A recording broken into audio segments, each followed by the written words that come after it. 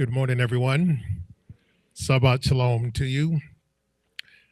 Thank you, Ann, Rhoda, Dwayne, Leslie, Adventist Healthcare, for this opportunity to be here today. And thank you to my brother, who has a different mother, but who is also my mother, also for Woody, for all that you do. And that my other mother, his mother is my mother, our mother also is here. So we are honored to be here and be asked to give this symposium today, not just honoring Lucy Byer during the symposium, but looking at generational trauma, slavery, and the impact on health. It's a topic that we are passionate about, and you will forgive us early if we detour some in our presentation because passion is not always captured on slides. So there are things that we will be sharing. The other challenge is that my bride and I will be sharing this together, and this is a space that we're both comfortable in. So you will watch us navigating this space together. I have a private bet that she's going to win in terms of the time allotments that are here for us today, but I'm just saying. So let me get started by sharing with you. I guess I got to do this now. Yeah. Nope. I may ask you to do the next slide for me, okay? Because I'm already confused. But we're going to stay right here. We're going to start here since there was such conversation about the Lucy Byer Scholarship. 1943 was a year that Lucy Byer received a letter of recommendation from Elder Jeter Cox Sr., who was pastoring in the New York area, to go to the Washington Adventist Sanitarium. In order to be admitted in the sanitarium, you needed a recommendation, and it was Elder Jeter Cox Sr. that wrote the letter of recommendation and introduction for the Washington Adventist Sanitarium to take this Adventist Black woman to allow her to travel to the DC area for treatment, for holistic treatment in a Washington Adventist sanitarium. Black Adventists is coming. She was individuals who were suffering, her history from liver cancer, and she wanted to go to our hospitals for care. When she arrived in 1943, the story, they said they would admit her, but when the admission process came, that she didn't read the invisible sign that said for whites only. Because in the state of Maryland, like many states, the Jim Crow laws of white only existed, not just in other hospitals, but the Seventh-day Adventist Hospital, the Washington Adventist Sanitarium, was practicing the same policies that existed. So as an Adventist, she was not accepted into the Washington Adventist Sanitarium, although she was a Seventh-day Adventist herself, and was recommended and sent to the only hospital in the region that would serve people of color, which was at the time Freedmen's Hospital. You know that story. She went there, and the record is clear that 38 days later, she died not in the Washington Adventist Sanitarium, but in Freedmen's Hospital. That story was so significant for Seventh-day Adventists because what Lucy Byer was for the Seventh-day Adventist Church, Rosa Parks became for the Civil Rights Movement in 1955. You see, in 1943, the Adventist Black leadership after her death indicated enough is enough, that we want equality, we need a place at a table, we need to belong, and the result of that is what created regional conferences. So she was, before Rosa Parks, she was our movement for equality and inclusion in the Seventh-day Adventist Church. Is that fine? That's part one of the story. There's a part two to this story. But the brutality, the things that happened to her is etched in the history of the Seventh-day Adventist Church. And what you heard from Adventist Healthcare today, which I will further explain towards the end of our presentation, is that the first step for reconciliation is to own the mistakes that were done. There is no washing or removing. It's acknowledging the church was wrong. The hospital was absolutely wrong. And we will discover that they owned up to that. And you heard the scholarship because that is Adventist Healthcare's approach to reparations. So how do I give back? You give back by providing resources, ongoing resources. But that's part one of that story. Let me move on to our presentation because I'm going to keep my bet. India's going to speak longer than I am. So we're dividing this into these four areas. Next slide. Four areas of our presentation, and that is holistic health disparities, emancipation, freedom to perpetuate trauma, hope and healing and deliverance rooted in wellness. You will see in this presentation also an embedded video, a 2-minute video. You will see that here, and towards the very end of our presentation, embedded is also a song here. So those are also a part of our presentations. So we will look at this issue of holistic. When we mean holistic health disparities, next slide, we are talking about in holistic health disparities. We see holistic health as more than just one thing in Adventism. It's more than just diet. And if we're serious about a holistic approach to combat the trauma, the issues, especially in underserved communities, we have to be far more inclusive of what we're talking about holistic health. Sometimes we have a very narrow and limited, a dysfunctional and extremist view, a fanatical view that is excluded of really, if you want to transform people in communities, you really have to look at a holistic approach. And we would dare suggest that we talk about trauma, we talk about slavery, the impact, the perpetuation of what's still happening to our people, that if you don't look at it holistically, you might as well not look at it at all, because you're in total denial of what's taking place here. So that's what we're going to do. And I'm going to pause now because this holistic approach, these components of holistic health is really an area that my bride is going to talk about now. Shabbat Shalom. Happy Sabbath to you all. When we talk about determinants, I want us to be on the same page here with the definition. And that is that we're talking about being treated at a different level or being misunderstood at a different level. And that implies that it's unfair. So you're being considered lower than, less than, not deserving of. That's determinants. And when we speak of holistic health, you know, we've got phases of it. We have parts to the pie. There's social determinants of health, political determinants of health, economic. I mean, it goes on and on. So our history as a people has had a tremendous impact on how we live now and how we care for ourselves, what we believe will help and not help. So we're starting here with social determinants of health. Where were you educated? How were you educated? What environment were you in your school? What books did you receive?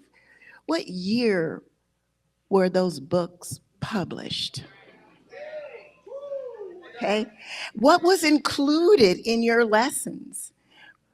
Are you allowed to learn about the history of America in its truest form? Education has everything to do with our health. What we know, what we understand, how we determine to break generational cycles. Healthcare, of course, is a part of social determinants.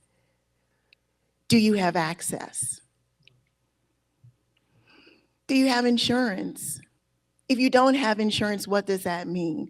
During COVID, President Biden, make no mistake about it, provided emergency insurance for everyone. Emergency health insurance. It was in a form, depending on what state you live in, it could have been in the form of Medicaid, or it could have had another sort of name, but it was paid and provided. Now that COVID is over, the emergency is beyond us. But at Howard University Hospital, and I'll get more into that, soon. Um, we turn no one away because we believe everyone must have access.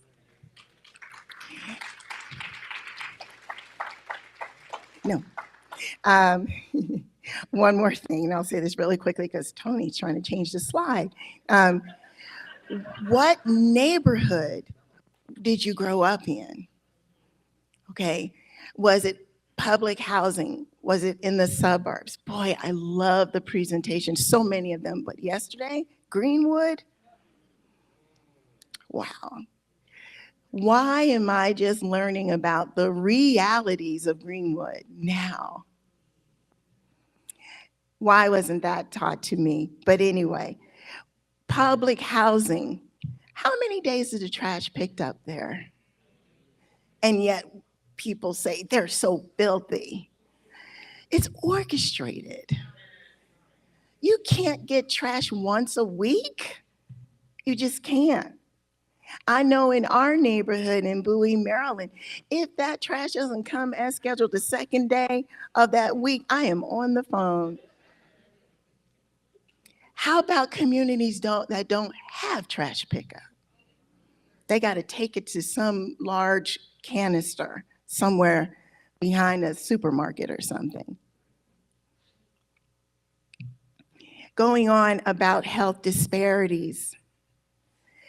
This thing lasts for generations. And like I said earlier, if we don't make intentional decisions to break cycles and break generational strongholds, it will continue through us. We got to close the gap with information and understanding and compassion, and yet being firm that this is the reality and this is what you're going to have to do for your life, for your quality of life. There's differences in health, quality of health provisions and services depending on where you live, depending on your education, depending on your income for sure. And we're here to address this. And it is perpetuated by discrimination. I love this book by Daniel E. Dawes, The Political Determinants of Health. Oh my goodness. He breaks it down, and we're going to give you a little bit of this in this video that's coming up now so that you can see all the avenues in which our health and our status of health and well-being are determined by these political determinants.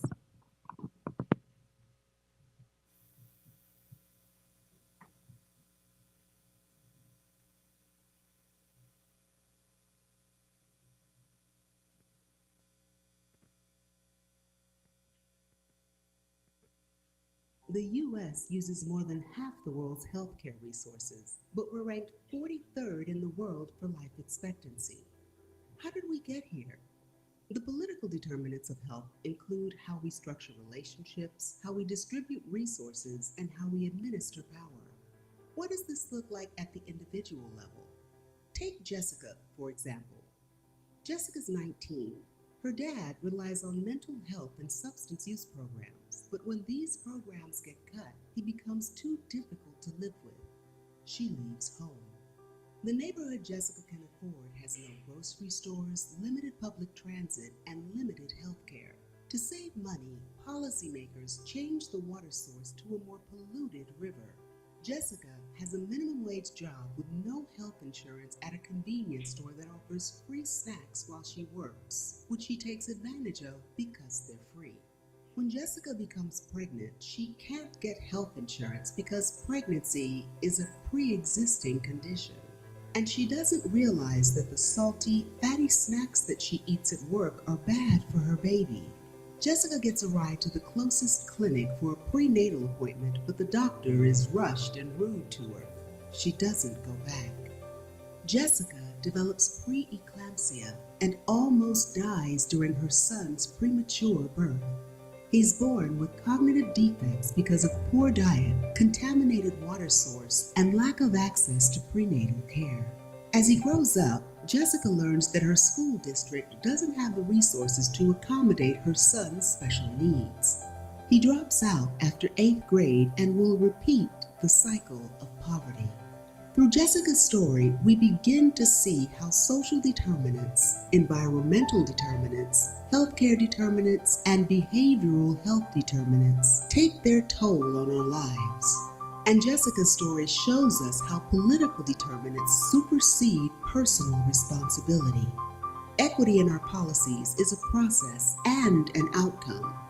Change comes when we can identify political champions at all levels and figure out how our most pressing issues align with their policies. For more actionable solutions to close the health gap, read The Political Determinants of Health by Daniel E. Dawes.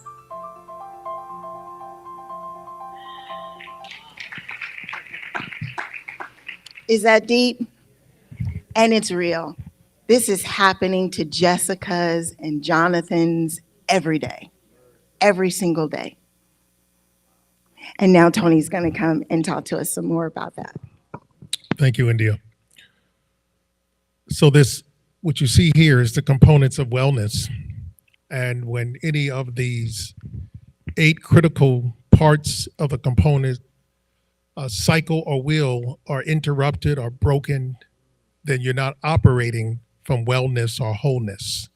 It takes all 8 to have a complete whole person. In fact, those of you who are students of the Bible, if you read carefully what it means to be made in the image of God, that all these components were provided in the Garden of Eden. And when they are interrupted, when they are broken, then humanity is broken. In addition to that, what you just saw, where we started with looking at health disparities, the social and political determinants of health, is a continuation of the health disparities that impacted our people since we landed on this continent. And so we will take this journey backwards. We wanted to start with this as we take the journey back in time and bring us to where we are even today. The place we're going to start is emancipation, freedom to perpetuate trauma. We rightly celebrate emancipation. We have watch nights to remember emancipation, but there is this false notion that the day that emancipation came, then we were jubilant, happy, free, and whole. And yet in the journey, we missed so many critical components and chapters, what was really taking place with our people. And we know that the Emancipation Proclamation in 1863, where President Abraham Lincoln emancipated proclamation, liberated millions of slaves from the diabolical, inhumane bondage of chattel slavery. You know, there is a difference. This act was the culmination of centuries of human resistance, revolts, and emancipation movements throughout the African diaspora, the transatlantic slave trade, and beyond. So what took place here in 1863 wasn't the only place where there was liberation that's taken place amongst people of colors. That is critically important. But what is also important about what took place in this time period is there's this book called Sick from Freedom that identify the continuation of these determinants of health that took place immediately after emancipation. We know that the Civil War was taking place. We know that emancipation started on January 1st. And even in southern states, it's still cold in January. So emancipation came, you have up to 4 million people who are being set free. That's taking place. It's the unhygienic conditions, the unsanitary conditions, the diseases, the illnesses, the suffering, and many individuals died in the early steps of freedom because basic needs were not being set before them. You're free, but you have nothing. You're free, you have no shelter. You're free, you have no food. You're free, you have no jobs. You're free, but that's all you are. You must now migrate and figure life out on your own. We're talking after emancipation, which also exists even in 2024. These same issues, and we miss the consequences.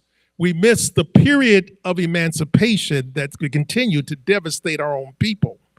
We rightly celebrate when the Freedmen's Bureau came into existence. We heard the celebrations of Reconstruction, those 13 very positive years.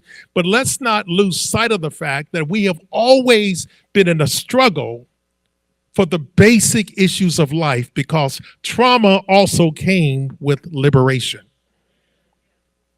This story becomes critically important as it is always expressed. We only see the issue of Private Gordon, or Whipped Gordon. It's amazing he only shows up during Black History Month when he ought to be a part of us all year long. His story is worth remembering. The keloids on his back is indicative of the types of whippings that he received over his time of enslavement. And when he was finally set free, he wanted to join the Union troops to fight for the Unions against slavery in the South. Story says that he had to get a physical exam, that you have to show that you are physically capable of warfare. So when the doctor was examining him and took the shirt off of him, it exposed these horrendous keloids that were on his back, a part of him. And he asked to take a picture of him because he wanted the world to see the impact of slavery just on a person's physical body. The picture doesn't show the emotional trauma. The picture doesn't show the financial trauma. There are many other levels of traumas that's not being shown here, but at least you can get a sense of the physical impact, the physical trauma that Private Gordon was carrying into freedom. And so this journey that we see that talks about this whole notion of the perpetuation of trauma on freedom. You know, there are these dates that we can refer to. Some of them you heard already, the doctrine of discovery. That was the church given license to create trauma to people. The church did this.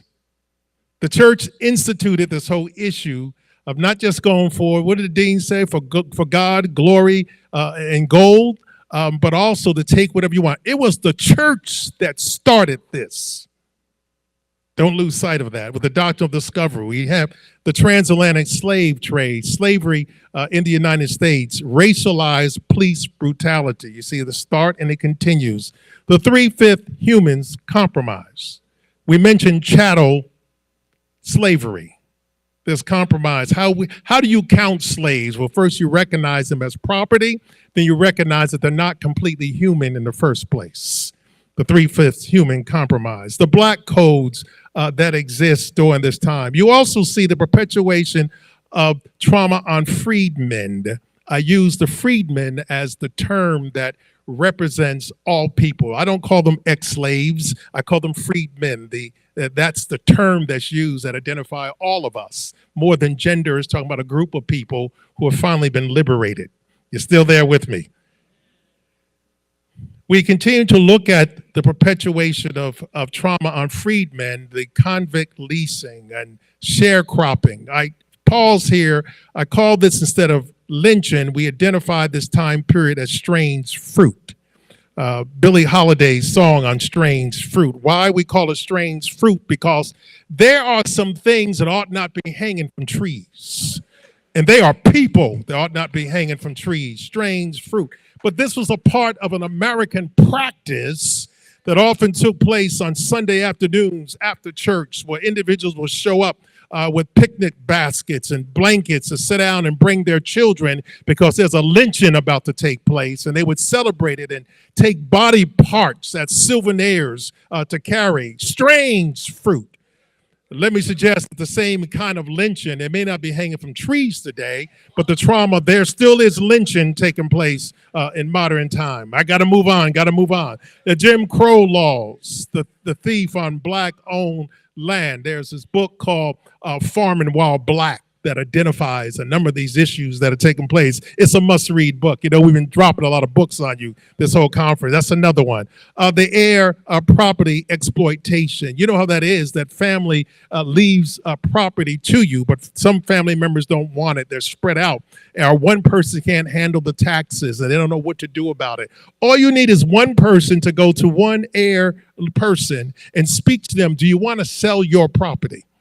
Well, I don't want anything to do with it. And it gets tied up and you end up losing land that was given generations to you, that many folk have lost their own properties because of that. That's a whole nother presentation, but we'll talk about that, but it has to do with trauma. Moving on, also looking at trauma issues here is the federal discrimination against Black farming, redlining that still takes place, the exclusion of the New Deal, urban renewal, and mass incarceration. These are the traumatic issues that continue to carry us, that we are plagued with beyond slavery.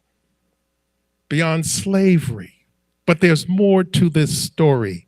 I just wanted to get you through those chronological dates to see the perpetuation of the trauma that continues to show itself in our communities with our people. And many of our people have either they don't know, don't want to know, or act like it doesn't exist at all.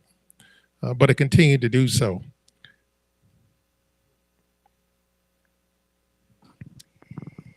And so now we're still talking about the trauma from our history. Now we're moving on to the medical experimentation, facts and realities. Here's a wider spanned focus on a slave woman who is standing in front of Dr. Marion Sims. The slave woman is facing Dr. Sims. He was known as the father in some writings of gynecological surgery. Okay, so he had even boasted that he was the second wealthiest surgeon in the nation. Well, how did he get to do these kinds of procedures? He experimented, and he experimented on Black women. Okay, Black women who had no choice in the matter, were not even informed of these procedures taking place. He says, I'm going to learn how to do this and how to cure white women based on dehumanizing Black women without anesthesia, mind you. Okay. And then we get this nonsense that Black people have a higher, tolerance for pain. We do not have a higher tolerance of pain. We have just suffered through unimaginable traumas and somehow lived through it. So that's Dr. Marion Sims. You're familiar with the Tuskegee syphilis study or experiment in 1932 to 1972, 40 years. Black men in Tuskegee, Alabama, were taken without knowledge, of what we're going to be doing to you. Might have offered them something, a little bit of something, but they didn't know. Just participate in this study. This study the purpose of this study was to give the Black men syphilis, the bacteria syphilis, and to observe the disease process without providing treatment. That was the purpose of the disease, so they can see how the disease progresses. 400 Black men were counted and included in this study. Up to 100 of them died because they were given the disease and they were just watched as disease progressed, and they succumbed to it. Now, it is important that you understand that during this study, they did find out that you can cure syphilis, as we know. Big old penicillin injections will wipe it right out, but they were not benefited to receive that at all. And this picture here, this gentleman here is up to stage 4. I can tell by the symptoms that he's presenting. So here we are. Why don't Black people like to go to the doctor? Why are you afraid to go to the hospital? You need to get treatment. Really? And let me tell you something. It does exist today. And you can't really blame them. I want to say this really quickly. About a year or so ago, maybe a little more, the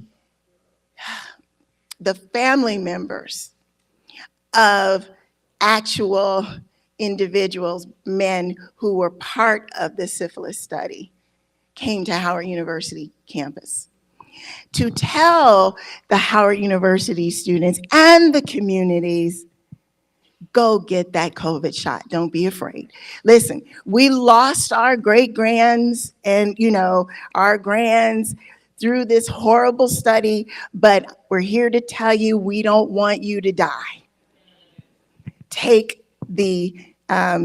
Go get the vaccine. And we're so grateful. These are descendants of these very people saying that because they're trying to educate. We are trying to educate that we've got to move beyond that. Mercy, thank you. So this generational trauma and the impact on health is real. It's not made up. It started with, as India mentioned, enslaved women and girls being experimented on. And we saw that also in the Tuskegee study. Those things carry with us from generation to generation. They are part of that help to define us. And no other people group have been exploited more than those from the African diaspora. What is equally troubling with all this pain and exploitation and experimentation, it was intended to learn how to save white folk while we're exploiting Black folk. I want that to sink in. If it makes you uncomfortable, it's supposed to make you uncomfortable. And then there are those who would suggest, well, we're so many years beyond slavery. Why don't you just get over it? There are circles that say that. What becomes troubling to me is when I hear Black voices say that. Because if I can just talk straight to us, that if you lack a cultural complete understanding and education of what happened not only here in other countries, if your educational background was only critical race theory from a British concept that removed the truth and the historical events that took place from the African diaspora, then you have been whitewashed mentally, and you carry that ignorance even in this country. Can I just stop there? Is that enough? Is it good? Is it good? Okay. So there are those things that take place, but let's continue to show how this trauma continues. Another must-read book, if you don't have it, is Post-Traumatic Slave Syndrome. Dr. Joy DeGruer, you got to read her book. She says the enslavement experience is one of continual violent attack on body, mind, and spirit. Men, women, and children were traumatized throughout their lives, and the violent attack during slavery persisted long after emancipation. In the face of these injuries, those traumatized adapted their attitudes and their behavior in order to simply survive. And these adaptations continue to manifest themselves even today. That there are ways that people adapt just to survive.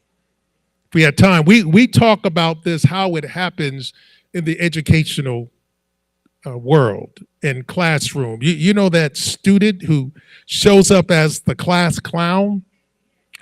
He is not the class clown, but in order to survive, he has to really, create an alternative because he doesn't want to be exposed that he really doesn't know how to read, hasn't learned how to read. There are things that prevent him from learning. So what does he do? In order to survive, he adapts a behavior, okay, that sends him in a different direction. But what he really needs is somebody to love him and to walk with him and re-educate him and help him. Look, here are the skills. We can teach you the skills.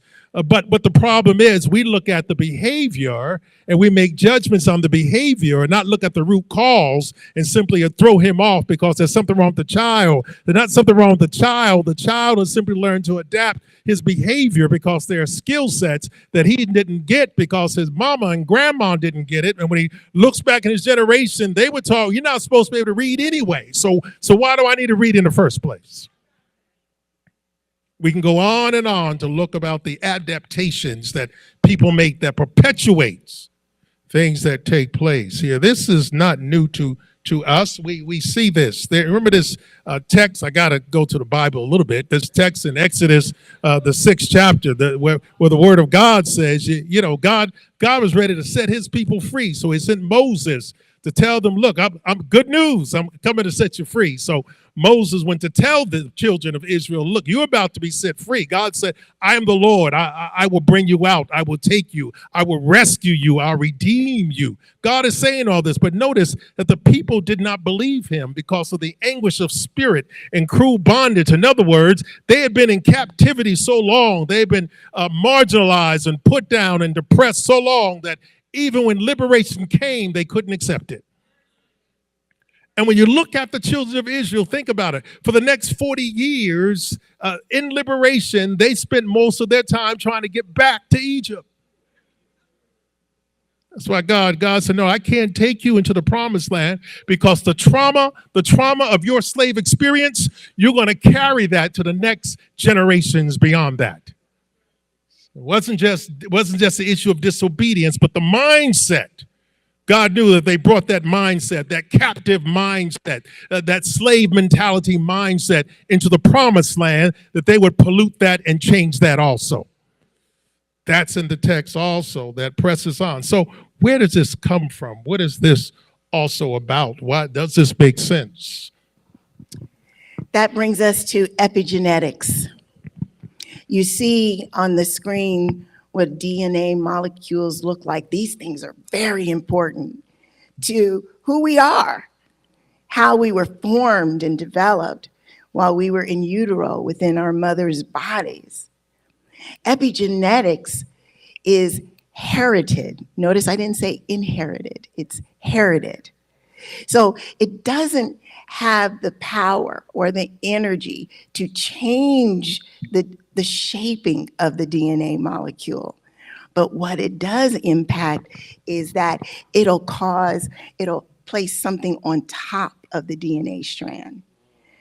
What is that, India? Well, that's chemicals are released.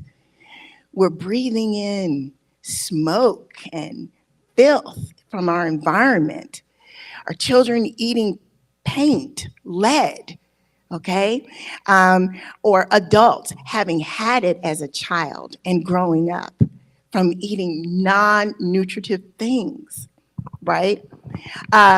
This is found as a genetic marker, you've heard that term, or a chemical release covering on top of epi, meaning on top of the gene. And it can control whether this child, this unborn fetus, will be quote unquote normal or not. Where do we get all these behavioral complications from our precious children? Epigenetics. Say I am prone to be addicted or to drugs or to drinking alcohol, but I tried very hard when I was pregnant not to do it. Its impact was still there. Being in an environment of smoke, tobacco, marijuana. Oh my gosh, DC It's legal and it's in the air, you know. So I'm like, wow, all of this can make an impact on our genes and our future children and our own health. Think about Jessica in the animation, the beginning of the video, eating potato chips while she's pregnant. Is that what she wanted? No. But it was all that was at her disposal while she was at work. She was hungry. She got full because it was free, you know? Epigenetics. I'm forced to do this because of my living environment and my life situation. Then it's iatrophobia, the extreme and severe fear of physicians. And we just gave you the rundown of how that came to be, right? But there are folk here living, walking, breathing, working beside you at the supermarket with you at banks who have iatrophobia. How do we deal with it? There's so many ways, but basically it's getting to the core of the person, caring enough to know what is it? What's the root cause here? And dealing with it.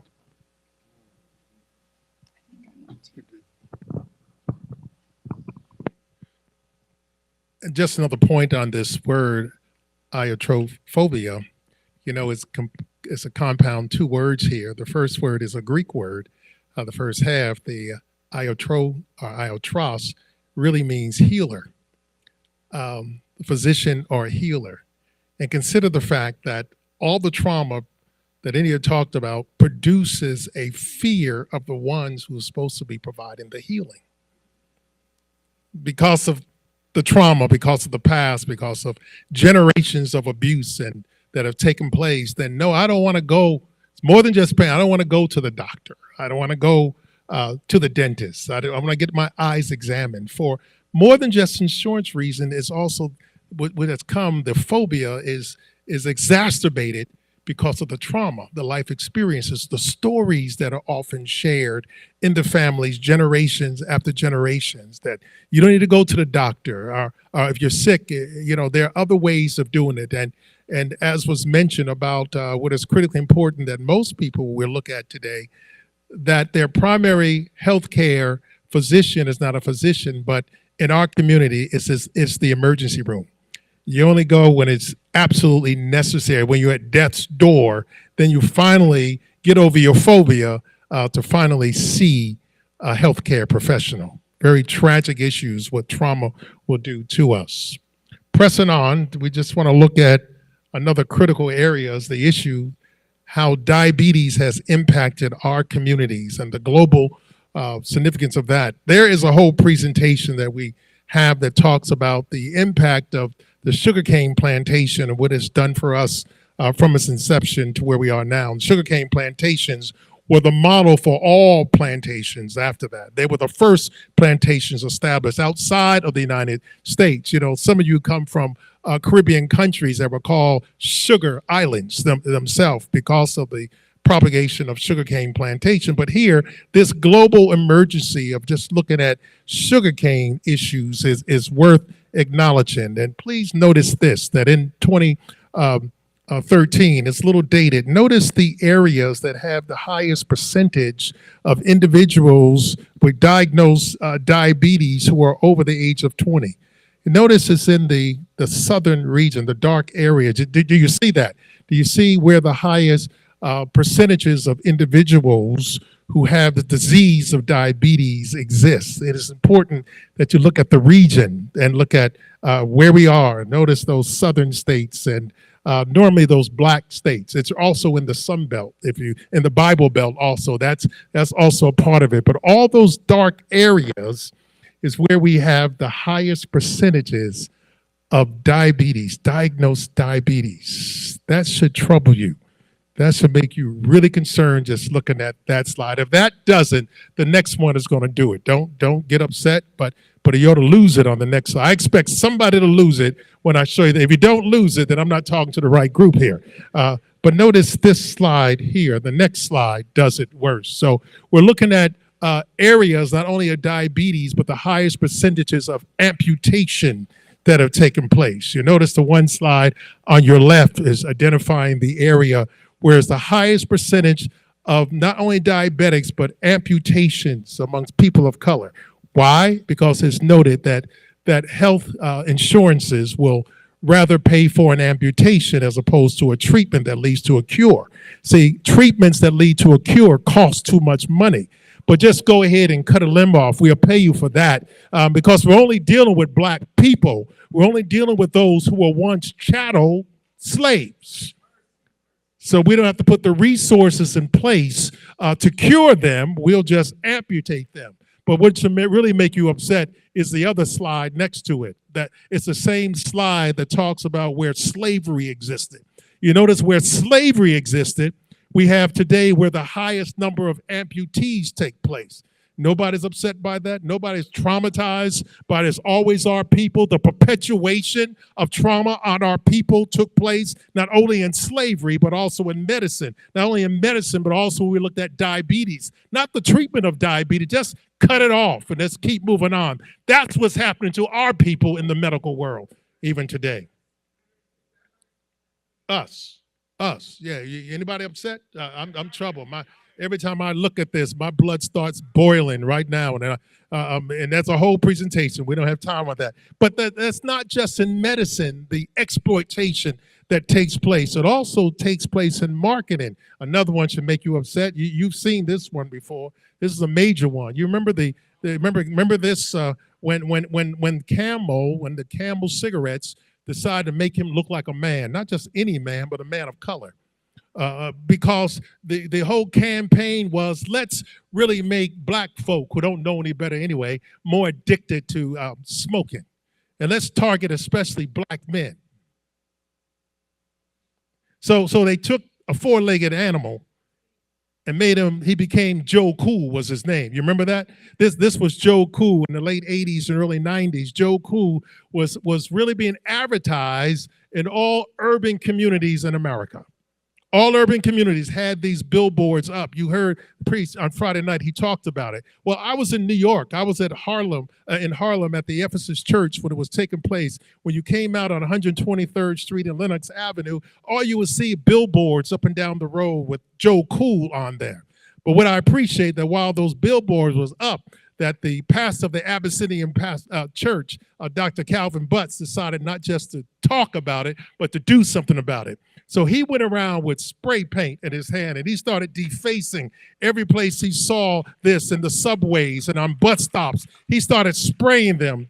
And of course, he got arrested, just like our priest did many times. But what was important, he was sending a point that you are intentionally targeting our communities to get our young men and others addicted to nicotine and smoking, and we reject that. What only thing that made me upset, I know not everybody here is Adventist, but I got to put Adventists on blast. During the same time, while he was going around in Harlem defacing this Joe Cool, that the Seventh-day Adventist Church was proud of his 5-day not smoking program and breathe free program that exists, that was insulary, that the smoking program was just for Adventists. What if we had stepped out of our own comfort zones and partnered with somebody else in community? What a difference we could have made if Adventists would come out of themselves and recognize there are other things taking place in the community also. What a difference we would have made in Harlem and other cities around this country.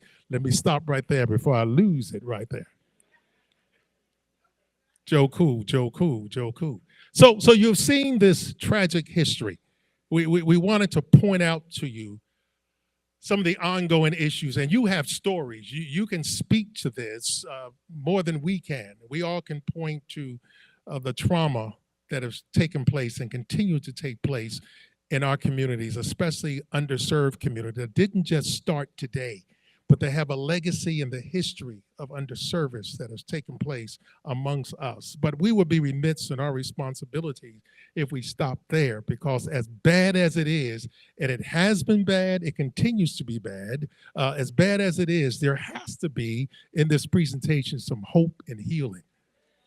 We got to be able to turn the corner someplace and give some hope and some healing here. And so we're going to talk about some hope and healing right now. We got some things to address, and we'll press on. We'll press on from here. Uh, so India, tell me to keep going. Okay, so we're addressing trauma in healthcare now. We know it exists. We have seen the impact of it, and how it has really impacted our people since our people landed here in the United States. I pray that everyone gets that. I pray that we are empowered to craft ministries and solutions and activism things to really to address these issues. I talk from my vantage point in Allegheny East Conference where there are our territories. We have identified 22 cities within the Allegheny East Conference that reach the threshold of impoverished cities. And where you have high levels of impoverished communities, you have higher levels of these health disparities that we've talked about there. But not only do those health disparities exist there, I study this because in those same 22 cities in the Allegheny East Conference, we have at least 60 Seventh-day Adventist churches in those communities. And if those churches are not making a difference in those underserved communities, then we need to re-examine why we're there in the first place in terms of change and thing. That's why I study, because I look at it from a holistic health perspective. But let me press on and get back to this story. Remember the Lucy Byard story that we started about? And I ended with Lucy Byard dying at Freeman's Hospital 38 days later. But there's more to this important story. You heard some of it. One component of the story is, as you heard Ann and Dwayne mention, that Adventist Healthcare is now managing this same hospital in Washington, D.C. Don't miss the impact of that.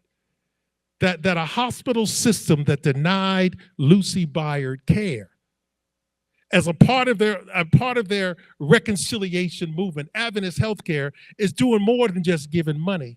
Adventist Healthcare has moved into Howard University Hospital to manage underserved communities. I don't think you really get the impact of that. Instead of just saying, I'm sorry, and giving some money, we're going to do something about it. We're making ourselves responsible to taking our mission to those who are the least of these, the underserved. Don't miss that important component. But there is even another important part of the story. I started with talking about Elder Jeter Cox Sr. You remember that name? Who wrote the letter, the recommendation for Lucy Byard? Well, Elder Jeter Cox Sr., great-granddaughter, is my wife, India, who is the vice president and chief nursing officer for Howard University, for Adventist Healthcare at Howard University Hospital. The legacy is powerful. Elder Jeter Cox didn't know in 1943 what his letter would do. Adventist Healthcare didn't know when it started what it's going to do. India didn't know that God was going to land her at a place that connects her to her great-grandfather, Elder Jeter Cox. And so let's let the healing continue.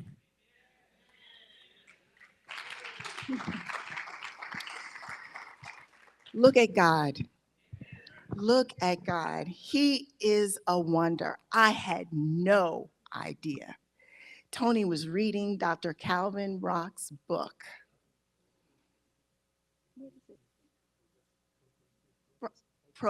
Protest and Progress. I should know it.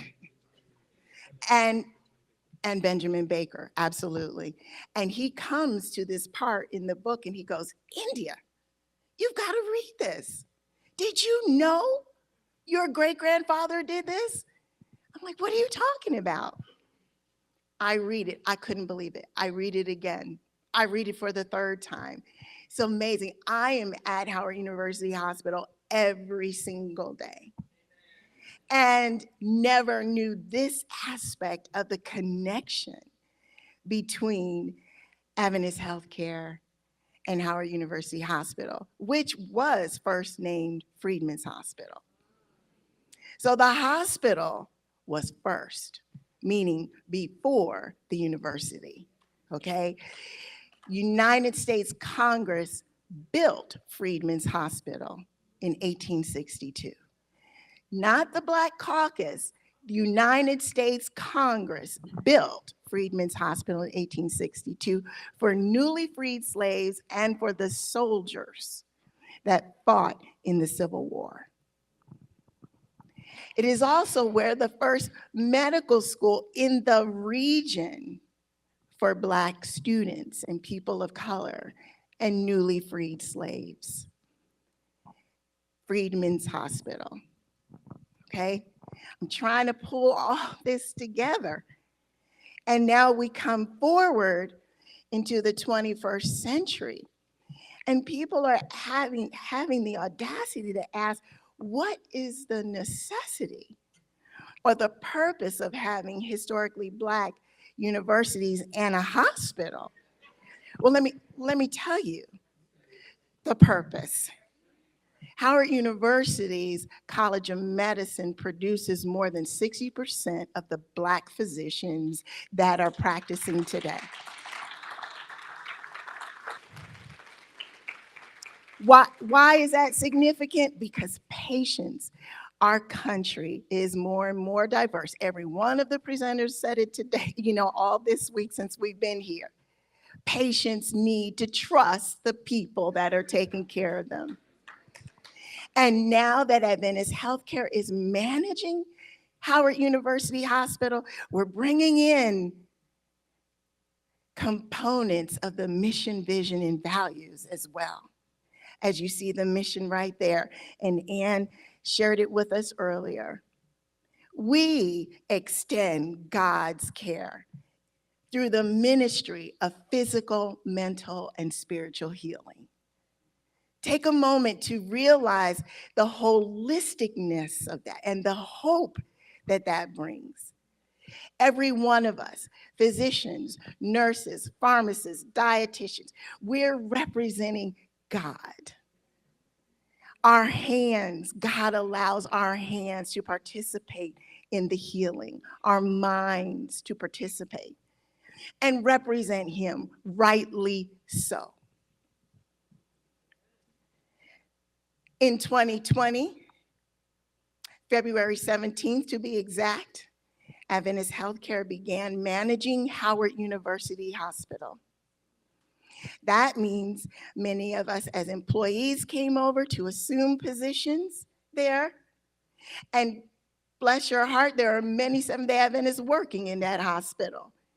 I met a gentleman, the director of EVS, that Tony used to pastor in Harlem, New York as a kid. I was delighted to see him there.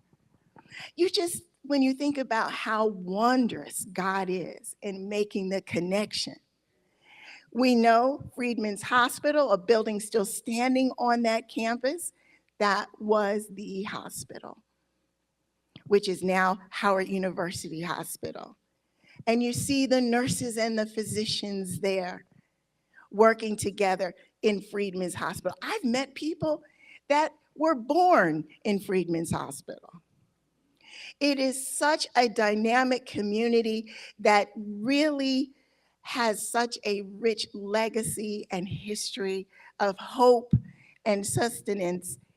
And it is more of a reality of success through the management also of Adventist Healthcare. What does management mean? How do you unpack that? That means that Adventist Healthcare provides finances and resources, policies, procedures. It provides a history of success and strength for a healthcare system so that this healthcare system in Washington, D.C., that has the mission for serving the unserved and the underserved may continue to do so. They are all about excellence in education because it's an academic hospital. We don't have many of those. And we certainly don't have many of those that are HBCU founded and sustained. So excellence in education, research. Our fourth floor in our hospital is devoted to research, evidence-based practice, right upstairs from us. I go get it right hot off the press. Be able to practice safely, intelligently, respectfully medicine and nursing on our patients. Excellence in academics, in education, in research, and in service. We are there to serve, not to be served. And it's important that we understand this each and every day. Howard University Hospital is in Ward 1. Do you see that? It's blue. The District of Columbia is divided in wards. It's in Ward 1. Our feeder wards are wards 7 and 8. Reverend Harris talked to us about 7 and 8, Ward 7 and 8 on yesterday with the Anacostia River, remember? And the Potomac River. She gave a great explanation on how that thing is set up. So in the southeast portions of the District of Columbia, we have people there that don't have a hospital, and we exist to receive them. Now, coming up currently, they are building a facility for healthcare for them in those areas, but we still claim them as ours. And we've been very diligent and hardworking and building trust back with our community. Because as things happen all through the years, there's some breaches in trust with even our own people, and you know that. So we're out there in the community saying, come on back home to Howard University Hospital, because our community in Ward 1 has changed. Across the street on Georgia Avenue, there are condos built and sold, $2 million. And then they put a Whole Food. Then I knew it was over. But on the other side, and I love Whole Foods now, don't get me wrong, but on the other side of the street where we are, there's a food desert. There are no supermarkets, there are no stores that are selling fresh produce, okay? There's a McDonald's, right?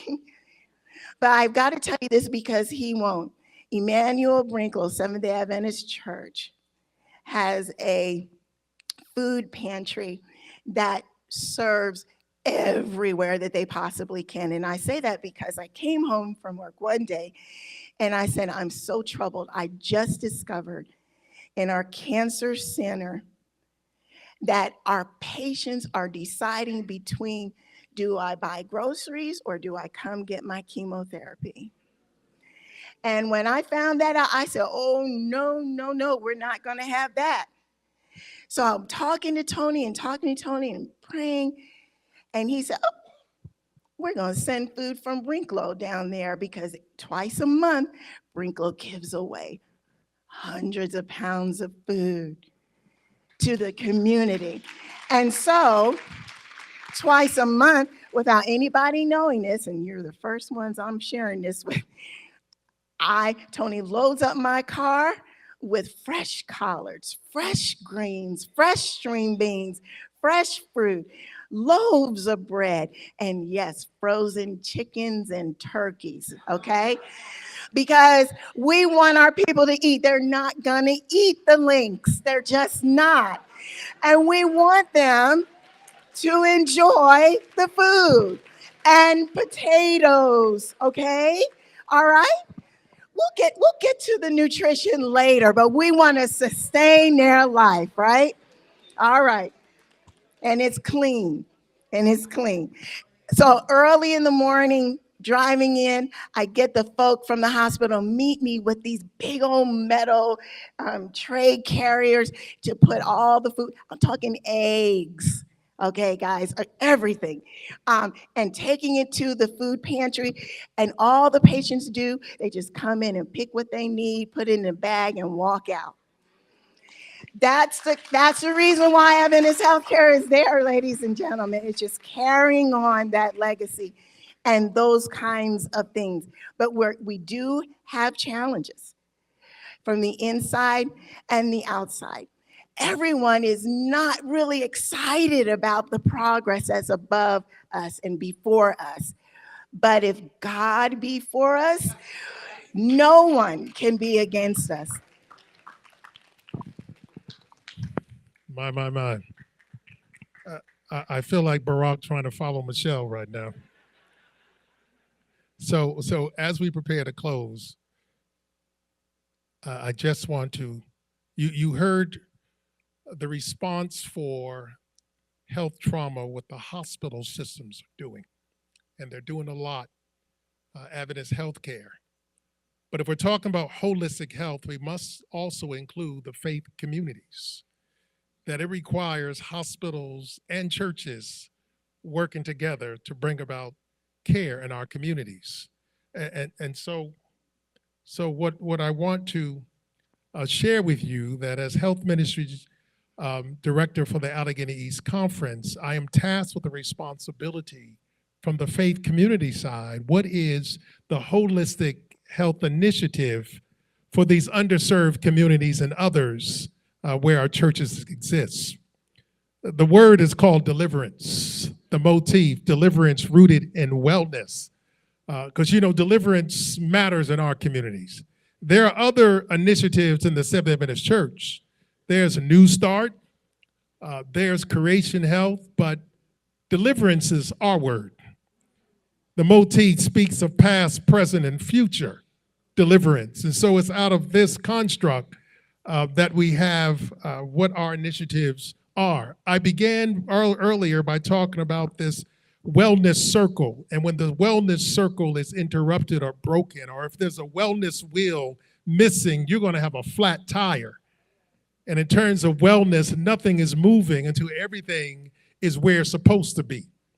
And so you will discover that the purpose of deliverance, this acronym of deliverance, is to make the holistic wellness happen in humanity, and especially targeting our communities, those who came out of the slave experience and continue to live with the perpetuation of abuse and all the other issues that we talked about. And so we look at this word deliverance, this acronym of 11 words, 11 programs, 11 initiatives, 11 agendas. They speak to the personal wholeness and well-being. They speak of community wholeness and well-being, and they also address what we ought to do in community outside of ourselves. Unlike our other health initiative, this one is intentionally pointing us outward, not just inward, because until there is an outward focus, you're really not whole. Because Jesus, he healed and he reached people wherever they are. He didn't just focus on the few disciples. No, his mission was to all humanity. And so deliverance pushes us outside of ourselves. I can't deal with all 11 of these letters in the minute that I have left, but I can just highlight just 4 of them if you allow me to. If we just look at the 4, the word Vera, the VERA there. In health, V matters. V stands for voting. And often individuals' health based upon the zip codes that they live in.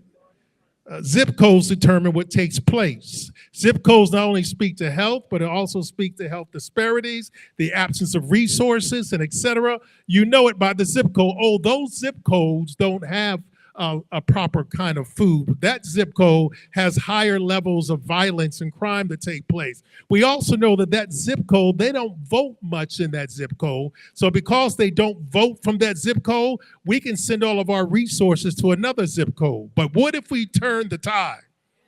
What if our churches and organizations in those underserved zip code will make voting a campaign? Look, tell folk it's more than just political. It has everything to do with your health also. What if we were to galvanize all of the people in those zip codes who are eligible to vote, to be registered to vote, and to vote. Now we can go to our local legislators and demand things because we bring some evidence-based research that we have in this community of 20,000 people who've been underserved. Out of those 20,000, we have 18,000 registered voters, and we put that on the table. And if you want to get back in office again, here's our agenda, what a difference that would make. Voting has everything to do with your health. We move from voting and emotions, and we know the trauma, what trauma does to the emotions of individuals, the anger and the bitterness and the resentment that comes out of that, the mental health challenges that come. And if we're serious about delivering people, then we have to address the emotional traumas that have taken place for centuries in our communities. We have to be open about the mental health issues that exist in our communities. COVID exposed all of that, and we ought to do something about the need, not only for voting, but also for the issue of emotions. And then the re-education. You heard about the miseducated Negro, but let me suggest that there's a constant need for re-education in our communities because there's so much falsehood and misinformation going out there and politically and every which way. But re-education has everything to do with our health. And finally, addressing the issue, Jess and Vera, on the addictions. Addictions are often the consequences of unresolved traumatic events that have happened to people. So the escapism that takes place because it wasn't eradicated or looked into it. So the addictions take place. They're more than just substance abuse. Addictions impact every period of life. Some of you got addictions right here, truth be told. Somebody's addicted to something. Some of y'all addicted to shopping and to shoes. Some of y'all addicted to your phones. Addictions are a real issue. Escapism, and if we're serious about deliverance, the way God has come to set us free, and God has come to set the captives free. Deliverance matters, that we got to address all these critical issues from the faith-based community. So we want to address generational trauma, the impact. Then church and hospitals and organizations must join together and collectively move forward. Because we have a responsibility to let the world know that the Jesus we serve is a holistic Jesus, that he has come to save all of humanity, all of what we're about, and God has called us to do that. So I want to leave you just with this song as you listen to this. Who's gonna tell Jesus loves him? Who's gonna tell him there's a better way? Who's gonna warn him of the things coming on him so God can turn their nights today? I'm gonna say it again, I'm gonna say it. Who's gonna tell him that Jesus loves him? Who's gonna tell him there's a better way? Who's gonna warn them of the things coming on them so God can turn their night today? Somebody's gotta warn